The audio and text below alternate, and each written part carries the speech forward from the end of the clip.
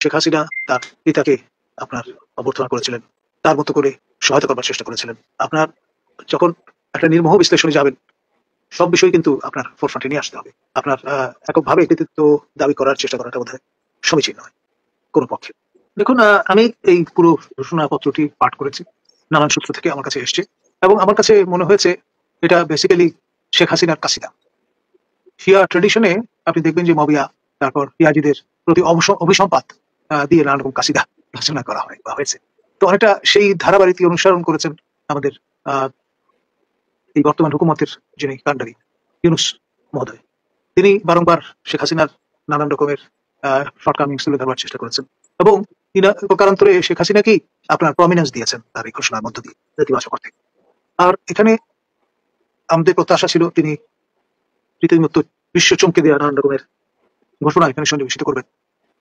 21st সেঞ্চুরিতে শেষ অবধি বাংলাদেশ কোথায় গিয়ে উপনীত হবে তার নেতৃত্বে সেটি জানান দেওয়ার চেষ্টা করবেন।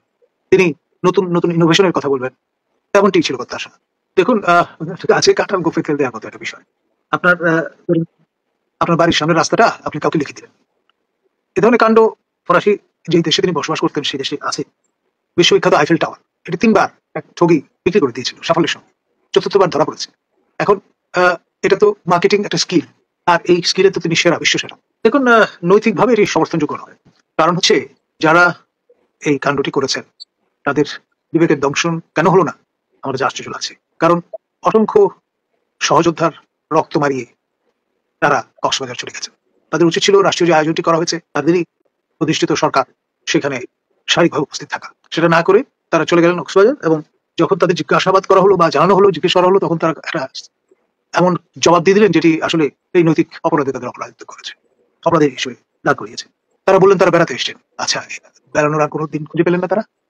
ওয়াই 5th অগস্ট আমার ছাত্র আবু সাইদ এবং মুগ্ধের রক্ত মারিয়ে যাওয়ার সামিল হলো এই কাজটি। আপনার পরে যেটি জানা গেল, ইনভেন্ডো, আমি নিশ্চিত করে বলতে পারবো না, সাবেক মার্কিন রাষ্ট্রদূত পিটার হাস মহোদয়ের সঙ্গে একান্ত বৈঠক করবার জন্য তারা সেখানে গিয়েছে, এবং পুলিশ সূত্রে জানানো হয়েছে যে পিটার হাস নামে কেউ এই রয়্যাল টিউলিপ বলে যে 5 তারা হোটেলটি নানিতে অবস্থিত, এখন অবশ্য নাম পাল্টেছে, সেখানে বোর্ডার হিসেবে যাননি। মূলত 3জন চীনা বোর্ডার সেখানে আছেন, যারা অন্য কোনো বিদেশি বোর্ডার নেই। আর পিটার হাস মহোদয় যখন মান্যবর রাষ্ট্রদূত ছিলেন তখন কিন্তু এরকম ধূম্রজাল তিনি বা তাকে ঘিরে তৈরি হয়েছিল। গেলেন শ্রীলঙ্কা বাউন্ড এরোপ্লেনে, পরে জানা গেল তিনি গেছেন স্বদেশে। তো এই ধরনের আপনার লুকোচুরি অনেক সময় খেলা হয়ে থাকে, এবং এই দস্তুর একেবারে নতুন নয়, এবং তারই অনুবর্তী হয়েছেন বোধহয় এই নব্য তুর্কিরা। তিনি তো আসলে সবাইকে ম্যানেজ করার চেষ্টা করেছিলেন মধ্যে দিয়ে। ফলে ভাগের মাঝে যেমন গঙ্গা পায় না, এখানে অবস্থাটা তেমন হয়েছে। সুতরাং আমি অবাক হবো না সেই আইফেল টাওয়ার বিক্রির মতো কোনো কাণ্ড করে বসেছেন কিনা, কে জানে। Fair enough. আমার পরিষ্কার মনে হচ্ছে আমার ছাত্র আবু সাইদ তিনি হত্যাকাণ্ডের সম্মুখীন হওয়ার পরে, তখন শেখ হাসিনা ক্ষমতায়, তিনি তার ভাষায় দাফন কাফন থেকে শুরু করে সবকিছু ইন্তজাম করে দিয়েছিলেন, এবং ভুলে গেলে চলবে না আবু সাইদ শেখ হাসিনার শ্বশুরবাড়ি অঞ্চলের মানুষ।